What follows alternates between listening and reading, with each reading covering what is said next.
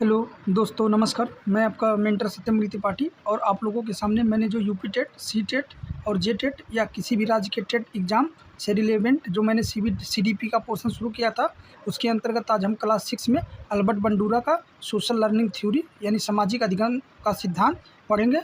और इस वीडियो में हम लोग इनके साथ ट्रिक के साथ साथ इस थ्योरी को एकदम कंप्लीट समझेंगे साथियों। तो आप लोग हमारे चैनल पर नए हैं तो हमारे चैनल को सब्सक्राइब और हमारे वीडियो को लाइक और अपने दोस्तों के पास ज़्यादा से ज़्यादा शेयर करें ताकि हमको इससे मोटिवेशन मिल सके। तो चलिए हम अपने टॉपिक को शुरू करते हैं। तो आज का जो हमारा टॉपिक है साथियों, अल्बर्ट बंडूरा का सोशल लर्निंग थ्योरी। और ये सब जो हम लोग जितने मनोवैज्ञानिकों के बारे में पढ़ रहे हैं, ये सब आपकी लर्निंग थ्योरी के मनोवैज्ञानिक हैं। तो देखिए, जो सामाजिक अधिगम का सिद्धांत था, इसे आप अवलोकनात्मक अधिगम भी कह सकते हो। देखिए, अल्बर्ट बंडूरा का मानना था कि बच्चे दूसरों के व्यवहार को देख करके उनका ऑब्जर्वेशन यानी अवलोकन करके और उसकी मॉडलिंग यानी नकल करके सीखते हैं। इस सिद्धांत को स्पष्ट करने के लिए उन्होंने अपना बोबो डॉल एक्सपेरिमेंट किया था। यानी इन्होंने एक बोबो डॉल एक्सपेरिमेंट किया था साथियों। जैसे जो बच्चा होता है साथियों, बच्चा क्या होता है, आपका टेबुलर आशा होता है, यानी कोरे कागज़ के समान होता है। बच्चा जिस चीज़ को देखता है और देख करके ही उसका नकल करता है। तो 7 ट्रिक में याद करेंगे, इन्होंने अपने अवधारणा में 4 स्टेप बताए थे, जिसे आप 7 ट्रिक के माध्यम से क्या कह सकते हैं, एएम या पीएम से भी याद कर सकते हैं, या फिर आप इस ट्रिक के साथ याद कर सकते हैं। अरविंद सर की आरपीएम गाड़ी है, अरविंद सर की आरपीएम गाड़ी है। तो अरविंद में ए आ जाएगा साथियों, आरपीएम में आपके तीनों लेटर्स आ जाएंगे। तो सबसे पहले आप समझ लीजिए कि बंडूरा के सिद्धांत के मुख्य चरणों को हमेशा सही क्रम में याद रखने के लिए आप एएम और पीएम के माध्यम से याद कर सकते हैं, क्योंकि इसके क्रम को भी यूपी टेट में पूछ लेता है। ए से होता है साथियों अटेंशन, आर से होता है रिटेंशन, पी से होता है प्रोडक्शन, एम से होता है मोटिवेशन। तो आपको इस चीज़ को याद करना है, एएम या पीएम के माध्यम से याद कर सकते हैं, या अरविंद सर की आरपीएम गाड़ी इस ट्रिक के साथ याद कर सकते हैं। देखिए, इनके कुल 4 क्रमिक चरण थे साथियों, अटेंशन, रिटेंशन, प्रोडक्शन और मोटिवेशन। अब आइए इसके बारे में हम विस्तृत से पढ़ते हैं। देखिए, जो पहला पॉइंट आपका है साथियों अटेंशन, जिसे अवधान या ध्यान देना कह सकते हैं। किसी भी व्यवहार को सीखने के लिए सबसे पहले हमारा ध्यान उस मॉडल, व्यक्ति या क्रिया पर जाना आवश्यक है। जैसे आप मान सकते हैं कि एक बच्चे ने क्या किया, टीवी में अपने लोकप्रिय क्रिकेटर को देखा और उस क्रिकेटर ने क्या किया, एक ही बहुत अच्छा शॉट लगाया और उसे बच्चे ने क्या किया, बहुत ध्यान से ऑब्जर्व किया। दूसरे पॉइंट पे आते हैं जो रिटेंशन होता है, जिसे धारण करना या दिमाग में बिठाना होता है। जो व्यवहार देखा गया है उसे अपने दिमाग की छवि या शब्दों के रूप में क्या करता है, बच्चा सुरक्षित कर लेता है। जैसे बच्चा क्रिकेटर का शॉट मारने का तरीका देखा और उसे क्या किया, उसके जो स्टैंड थे, बैट घुमाने का स्टाइल, उसको बच्चे ने क्या किया, अपने दिमाग में फीड कर लिया। और तीसरे पॉइंट के अंतर्गत आते हैं प्रोडक्शन या रिप्रोडक्शन, जिसे पुनर्उत्पाद या करके देखना कह सकते हैं साथियों। जो दिमाग में था अब उसे खुद अपने शारीरिक क्रियाओं के द्वारा प्रैक्टिकल करके बच्चा दोहराएगा। जैसे बच्चे ने पहले क्या किया, अटेंशन यानी उस चीज़ को क्या किया, ध्यान से अपने दिमाग में उसको ध्यान दे करके उस चीज़ों को देखा। और दूसरे पॉइंट में आता है रिटेंशन।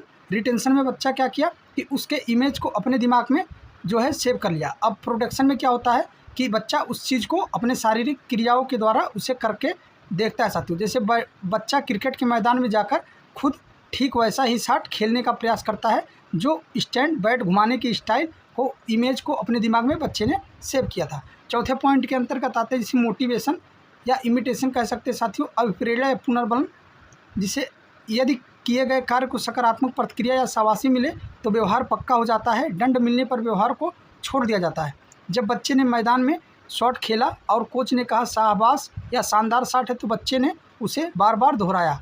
तो उसको क्या किया, पहले में बच्चे ने देखा, दूसरे में उसके जो है इमेज को अपने दिमाग में सेव किया, तीसरे में बच्चे ने अपने शारीरिक गतिविधियाँ से स्वयं करके देखा, और चौथे में कोच के द्वारा क्या मिली साथियों, शाबाशी मिली। तो पहला इनका पॉइंट था एएम और पीएम के माध्यम से याद करिए अटेंशन, और क्या था रिटेंशन, फिर उसके बाद में प्रोडक्शन, फिर मोटिवेशन।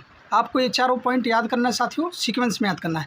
देखिए, सिद्धांत के अन्य महत्वपूर्ण शब्द याद कर सकते हैं। जैसे बॉबी डॉल एक्सपेरिमेंट क्या था, बंडूरा ने बच्चों को एक फिल्म दिखाई जिसमें एक व्यक्ति क्या कर रहा था, अग्रेसिव होकर के क्या कर रहा था, उस बेबी डॉल को पीट रहा था। और फिर उसको क्या किया, बच्चों का टीम बनाया और बच्चों को बेबी डॉल के साथ छोड़ दिया। तो बच्चों ने भी क्या किया, वैसे ही आक्रामकता दिखाई जैसे उस व्यक्ति ने बेबी डॉल को पीटा था। तो आप इसका जो एक्सपेरिमेंट अल्बर्ट बंडूरा महोदय का था, उसके अंतर्गत यही चीज़ें बताया गया था कि बच्चा जो चीज़ें देखता है उसी के हिसाब से बच्चा क्या करता है, अवलोकन के माध्यम से काम करता है। दूसरा इनका पॉइंट था मॉडलिंग, किसी दूसरे व्यक्ति को व्यवहार को देख करके उसने अपने जीवन में अपनाना या नकल करना। जैसे बच्चे ने क्या किया था साथियों, बच्चे ने किसी क्रिकेटर को गेंद को शॉट मारते हुए देखा था और बच्चे ने अपने दिमाग में उस चीज़ को अटेंशन के अंतर्गत ध्यान दे दिया था, और दूसरे नंबर में रिटेंशन में बच्चे ने उसके इमेज को सेव कर लिया, और तीसरे पॉइंट में रिप्रोडक्शन में शारीरिक गतिविधियों के द्वारा स्वयं से वैसा शॉट मारा, और लास्ट में मोटिवेशन के अंतर्गत क्या हुआ कि कोच ने उसको शाबाशी दे दी। तो मॉडलिंग के अंतर्गत बच्चा ये सारी चीज़ों को करता है। तीसरे पॉइंट में आता है वेरियस लर्निंग, जिसे प्रातिनिधिक अधिगम कहते हैं। दूसरों से मिलने वाले पुरस्कार या दंड को देखकर खुद सीख जाना। जैसे क्लास में आगे बैठे छात्र को बदमाशी के लिए डांट पड़ी तो पीछे बैठे छात्र ने अपने आप को शांत कर लिया।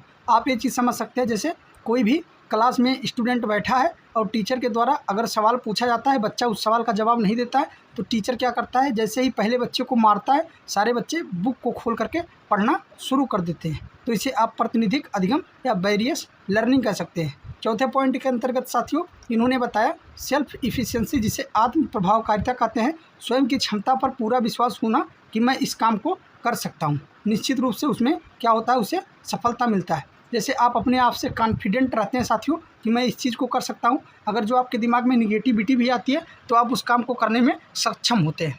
तो देखिए आप एक चीज़ समझ लीजिए साथियों, इस डायग्राम के माध्यम से समझेंगे। जैसे जो व्यक्ति होता है, जो उसका कॉग्निटिव होता है साथियों, जो संज्ञानात्मक पक्ष होता है, उसमें क्या होता है, व्यक्ति अपने एटमॉस्फेयर यानी इन्वायरमेंट से भी रिलेट करता है, और उसके व्यवहार में जो परिवर्तन आता है वो वातावरणीय कारण के कारण आता है साथियों। इसे बंडूरा का पारस्परिक निर्धारणवाद यानी रेसिप्रोकल भी बोलते हैं साथियों। अब क्विक रिवीजन आप में देख लेंगे। सबसे पहले अटेंशन में बच्चे ने देखा यानी ध्यान दिया, फिर रिटेंशन में उसको क्या किया, अपने दिमाग में उस इमेज को याद कर लिया यानी सेव कर लिया, और प्रोडक्शन में उसने अपने शारीरिक गतिविधि के माध्यम से स्वयं किया, और मोटिवेशन में कोच के द्वारा क्या मिली, उसे शाबाशी मिली साथियों। तो आपको ये वीडियो कैसा लगा आप कमेंट बॉक्स में ज़रूर बताएं। मिलते हैं नेक्स्ट वीडियो में, तब तक के लिए धन्यवाद। नमस्कार दोस्तों, जय हिंद।